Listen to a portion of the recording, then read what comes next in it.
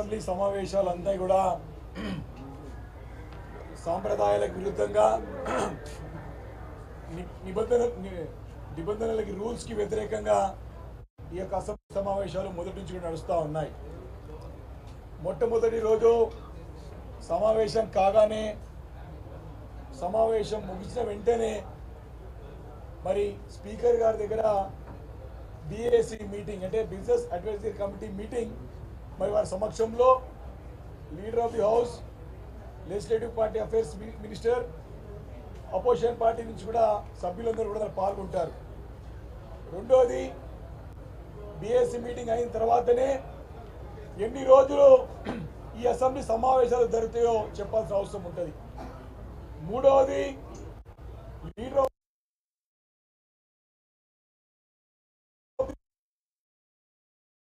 House of meeting ఏదైతుందో ఖచ్చితంగా table చేయాల్సిన అవసరం ఉంటుంది. మరి ఇవన్నీ మూడు కాలేదు. ఈ సమావేశాల్లో శాసన సభ యొక్క చరిత్రలో మరి గడిచిన 10 సంవత్సరాలు కానీ అంతకుముందు ఉమ్మడి రాష్ట్రంలో ఉన్నటువంటి అసెంబ్లీ సమావేశాల్లో కానీ ఎప్పుడు కూడా జరిగిన ఒక కొత్త సాంప్రదాయానికి ఈరోజు ఈ కాంగ్రెస్ ప్రభుత్వం, రేవంత్ రెడ్డి గారి ప్రభుత్వం తెరలేపింది. అంటే మాకేమి నియమ నిబంధనలు పాటించము, మేము రూల్స్ వ్యతిరేకంగా మా ఇష్టానుసారంగా ఈ సభని నడిపించుకుంటామని స్పష్టంగా తెలియజేసిన సంగతి సందర్భం గుర్తు చేస్తా ఉన్నాను. మొదటి రోజు వారి యొక్క అధినాయకురాల పుట్టినరోజు అని చెప్పి BAC మీటింగ్ కూర్చోలేదు, గ్యాప్ ఇచ్చిండు. దాని తర్వాత పెళ్లిలేని ఇక్కడ యాత్రలు పోయినారు. వచ్చిన వెంబడే BAC మీటింగ్ కూర్చిన తర్వాత ఎన్ని రోజులు సమావేశాలు జరగాలో చెప్పలేదు. మరి దాని తర్వాత మినిట్స్ కూడా బయట లేదు. ఈ రకంగా నియమాలు నిబంధనలన్నీ కూడా తుంగలో దొక్కి తమ ఇష్టానుసారం సభని నడిపించుకుంటూ పోతున్న సంగతి గుర్తు చేస్తా ఉన్నాం. మేము పదే ప్రజా సమస్యల పైన చర్చించాలి, మా సమస్యలన్నీ కూడా మేము ముందు పెడతా ఉన్నాం. తప్పకుండా చర్చించాలంటే దానిపై ఎలాంటి సమాధానం లేదు. దాటి వేసే ధోరణి, మరి ఎజెండా కూడా తెల్లారుజామున పంపించడం జరుగుతోంది. బిజినెస్ కూడా పద్ధతి ప్రకారం జరగట్లేదు. దీనిపైన స్పష్టంగా అన్ని పక్షాలు ఒకటే మాటగా ఈ యొక్క ప్రభుత్వానికి అసెంబ్లీ సమావేశాలే నడిపి చేతనైతలేదో ఈ ప్రభుత్వాన్ని, రాష్ట్రాన్ని ఏ ముఖం పెట్టుకొని నడిపిస్తారని చెప్పి స్పష్టంగా తెలియజేశారు. గడిచిన 7 ఏడాది కాలంలో వారి ఘోరంగా విఫలమైంది ప్రభుత్వం. వారి ముఖ్యమంత్రి గారి యొక్క అనుభవరాహిత్యం, వారి యొక్క అవగాహన రాహిత్యం స్పష్టంగా బయటపడుతూ వస్తూ ఉన్నాయి. సంవత్సరం కాలం నుంచి కూడా 100 రోజుల్లో ఇస్తానటువంటి 6 గ్యారంటీలకు ఎగరవం పెట్టేశారు. సంపూర్ణంగా చేస్తామని చెప్పి మాటలు చెప్పుకుంటా ఉన్నారు. ప్రజలు నవ్వుకుంటున్నారు. ముఖ్యమంత్రి గారి యొక్క మాటలు చూసి ప్రజలు నవ్వుకుంటున్నారు.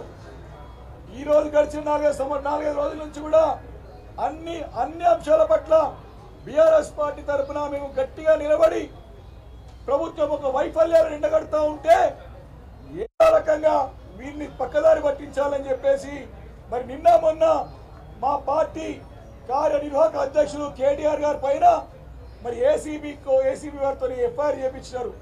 ప్రభుత్వమే కక్షగట్టి చేయించింది.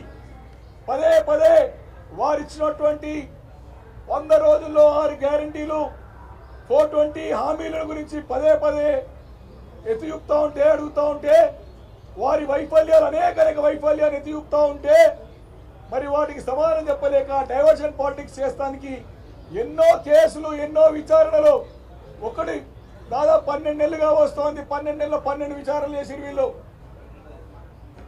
కాళేశ్వరం విచారణ అంటారు, విద్యుత్ కొనుగోలు విచారణ అంటారు, భూముల విచారణ అంటాడు, కొత్తగా రింగ్ రోడ్ విచారణ అంటాడు, మళ్ళీ ఫార్మాసిటీ విచారణ అంటాడు.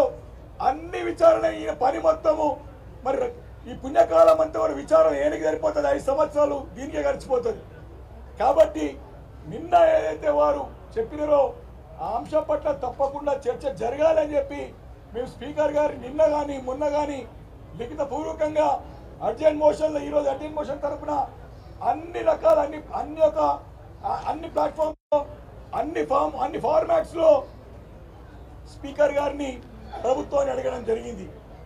దానిపై చేయకుండా ఈరోజు మా హక్కు సభ్యుల యొక్క హక్కు స్పీకర్ గారిని అడగడం, వేడుకోవడం, మా నిరసన తెలియజేయడం, మా బాధను చెప్పడం ఖచ్చితంగా మాకు హక్కు, సంపూర్ణమైన సభ్యుల హక్కు.